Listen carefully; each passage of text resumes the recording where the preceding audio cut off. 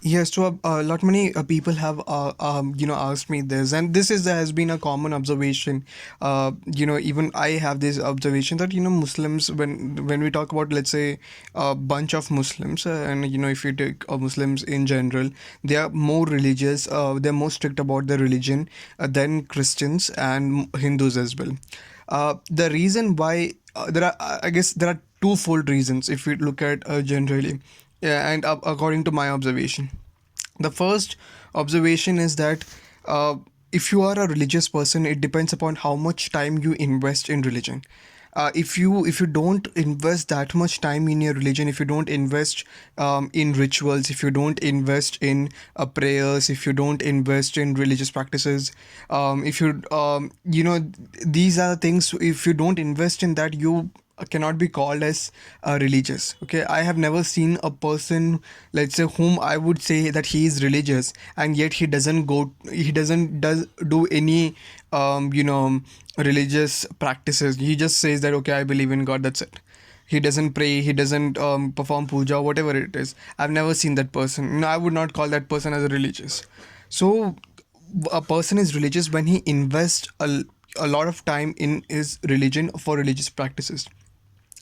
Now when we compared now let's say in the capitalist world, or any world for that matter, we have religion being let's say a non-economic activity. There would be many things which humanity would have, well, let's say society would have priorities other than religion, because religion essentially is a non-economic activity. And in, of course, in the capitalist world, you have to earn money, and you have to study for earning money, and then your quality of life depends upon how much you earn, and all these things. You have lot many priorities to do than a religion. And at this particular point of time, it depends whether you are religious or not, depends on how much time you invest in amidst all of this, how much time you invest in your religion. And which in turn depend which actually depends upon how much of it is compulsory for you in that particular religion to invest in religious activities. For example, for a Christian, for let's say for a Catholic, the mandatory thing that he has to do is to go to the church every Sunday under normal circumstances. Exceptions are there, but under normal circumstances, if you are okay, if you are well, if you can go to the church, you have to go to the church. Not going to the church when you can go to the church every Sunday is a sin. So you have to then confess that particular sin to God, and all these things are there. It's wrong, right? Not going to church. But let's say if many Catholics pray rosary every day, many Catholics read Bible every day. All these are not compulsory. So no Catholic has to confess, I didn't pray rosary that day, or I didn't read the Bible, etc. But he has to confess that he has to go to the um, church every Sunday. But if he doesn't go to church every Sunday, so if you look at the entire week, in entire week, 24 hours into 7 days, only let's say 1 or 2 hours is mandatory for him to spend in religion. And that is essentially what that religion demands from him, that is compulsory. Okay, rest everything is encouragement done by religion, that's not a demand.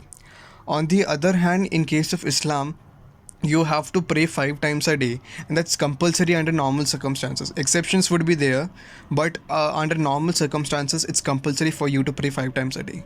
Now when you are thinking about God for, let's say, in your family time, in the sense when you are amidst your family in your childhood, etc., for around 20 years you are thinking about God day and night, in the sense you have 5 times a day you're thinking about God, then automatically you become a religious person.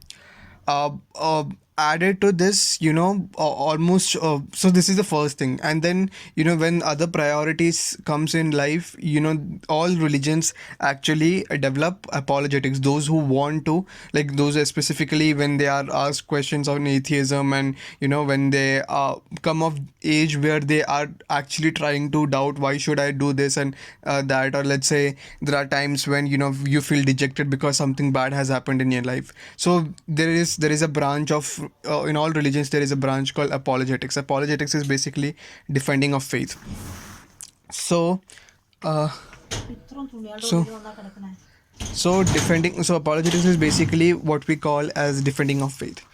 Um, so once you that is defending of faith. So in all these circumstances, you find that you happen to be religious, right? You are grown as religious. You are defending your religion and through whatever means possible, and you have this religious structure. Now if you there is a society in which you have to earn a lot of money and you have to work hard and all these things, and the mandatory thing is only going to, let's say, church once in a week, then automatically you that's what is needed. Okay, that's the only mandatory thing. Most of the time, if you just go to the church, like with most of the families that I think they don't pray every day. They just go to the church on Sunday, and most of those kids would probably end up not going to the church once they come to college, or once they pass out from college and are free from, let's say, their parents' burden, and establish their own life. And further, that generation would the next generation would not even do that, and their next generation would not even do that. So that is basically how what is the minimum mandatory requirement decides what kind of a religiosity people have. The second important thing, in my opinion, is what you call as the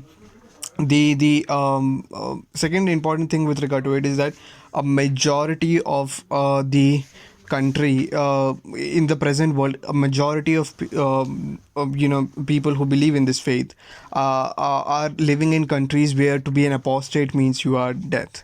So even, and this is statistic, like it's not, I'm not saying anything wrong. Azerbaijan, Turkey, um, Indonesia is no longer in this list because it has compacted with uh,